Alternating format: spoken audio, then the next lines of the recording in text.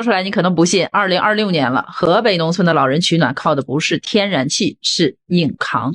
那是今年冬天河北最心酸的一句话，气表在走，暖气冰凉，老人裹着3层棉被缩在炕头，就是不敢把阀门开大。为什么？一个冬天烧气可能要花掉一个农村家庭大半年的收入。这一排没有一个冒气儿的，这河北人是真不怕冷啊！这我听着是有的空调着着的，看着第3排了，没有冒气儿的。能柴火吧？这气儿烧不起呀！烧不起呀！太贵了，老了，没钱了。2026年的跨年前后，中国大陆进入了数9寒冬时节，北方地区气温大多已在零下，但河北官方不允许烧煤炭。可是呢，许多地区的农民宁愿挨冻，也不敢开暖气。消息在网上披露出来以后呢，引起了极大的舆论关注。本期节目，我们就来一起了解一下，为何当地人宁愿挨冻也不开暖气。就是河北那个煤改气，让老百姓取暖，就是用那个燃气啊。我告诉你，100个家庭都用不起。为啥？就是咱别说城市，就是这个面积啊，因为它比较集中。他一年取暖的话，你花个2-3千块钱，他能接受。但是农村的话，那个面积它是比较稀疏的，你每家每户咱就按200平来算。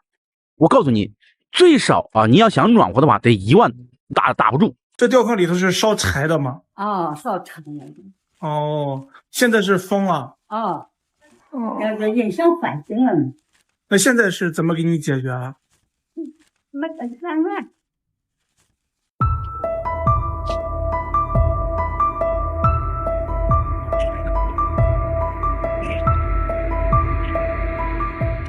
没有一家开暖气的，家家户户都在硬扛。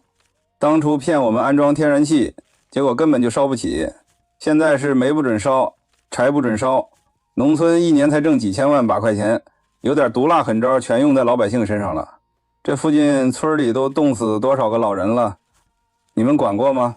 作为一个河北农村人，今天说一下我们家的真实情况。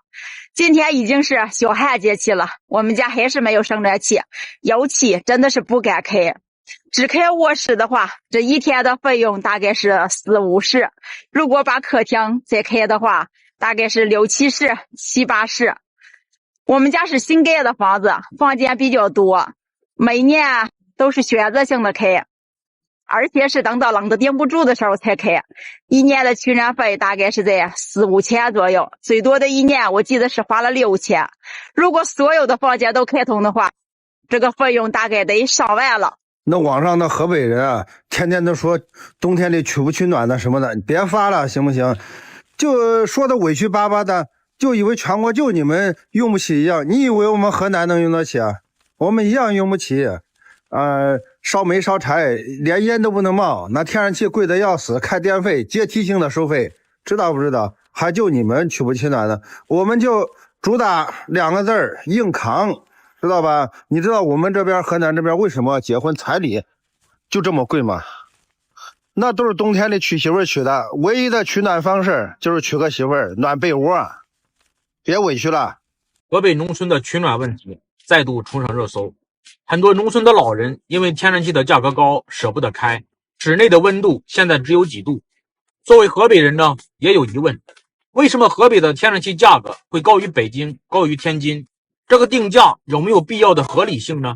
近日呢，有网友发影片显示，燃气表上数字转得很快，没点实力的根本就不敢用天然气取暖。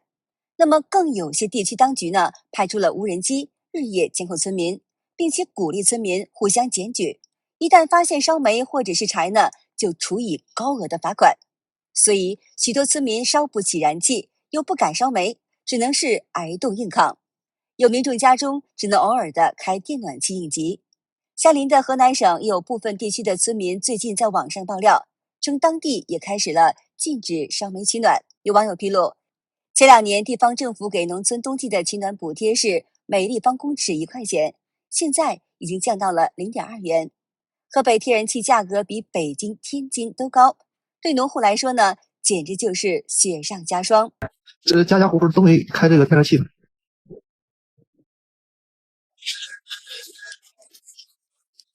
人家也没开。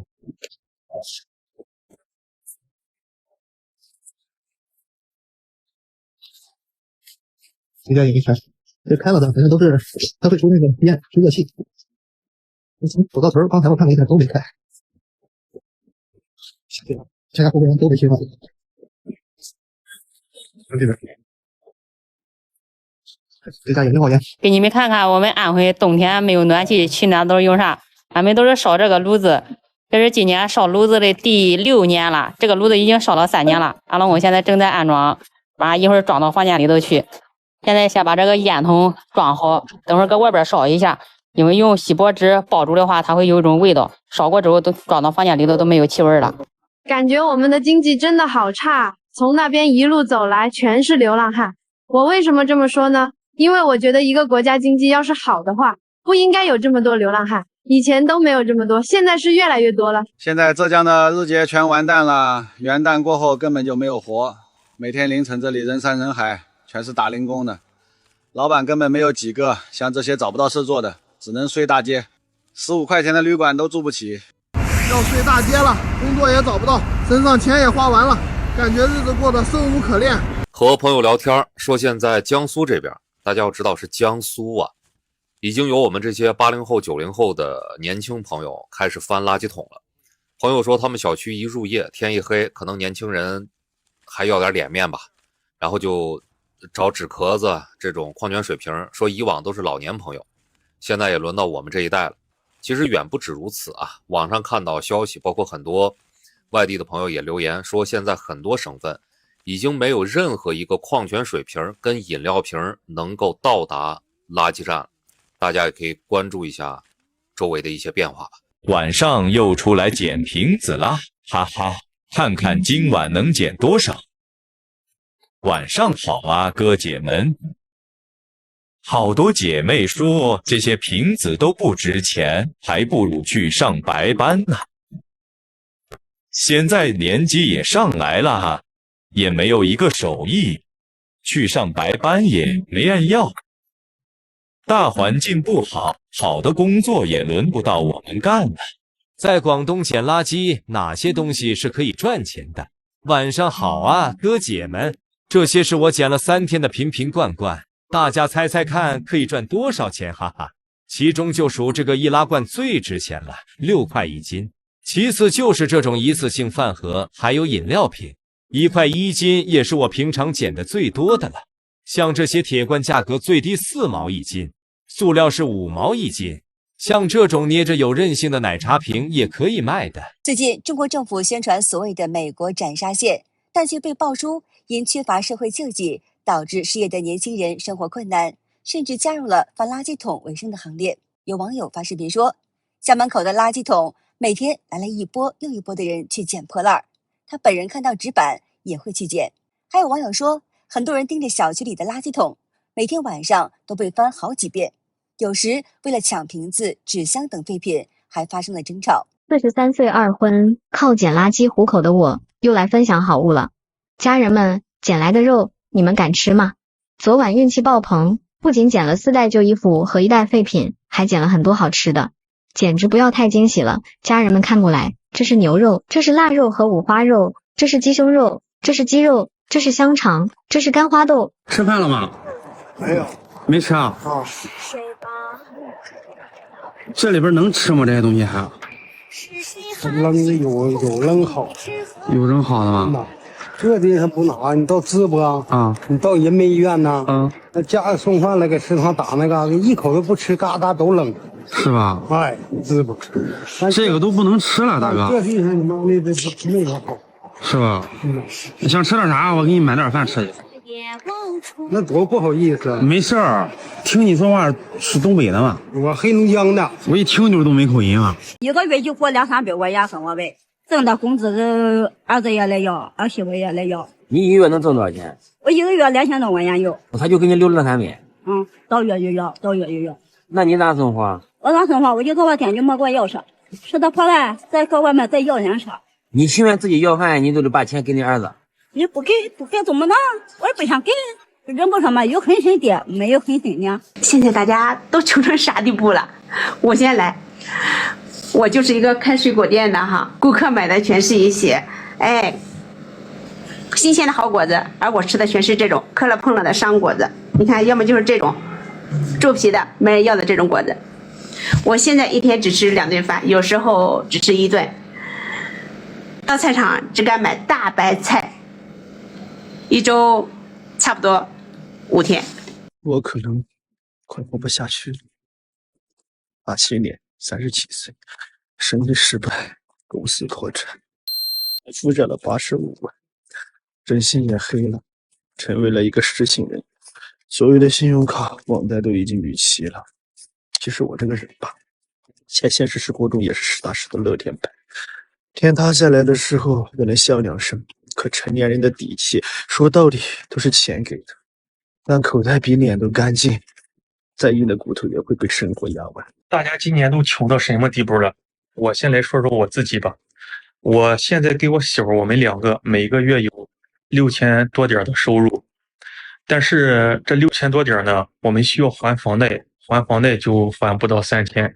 然后我家老二现在才1周多，他每个月要喝奶粉，奶粉钱就要大几百，然后再剩下的就是每个月的这个买点菜呀，买点生活必需品呀，这些东西加起来也得1000块钱。你毕竟一家4口人，你得吃饭呀，这个开销也不小呢。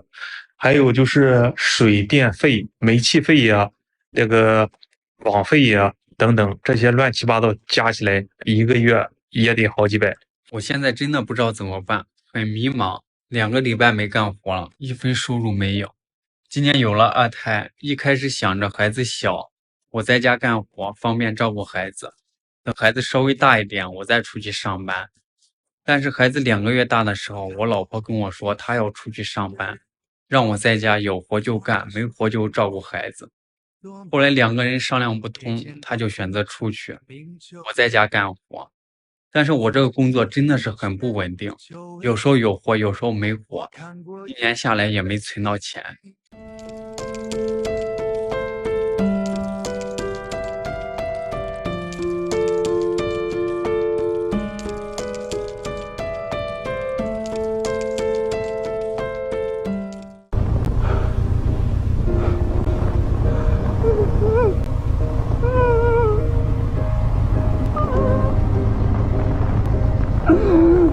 好的，今天就和大家聊到这儿了，请您记得点赞、订阅、留言，并且分享给您的朋友们。感谢您的支持，我是美玲，我们下期节目再见。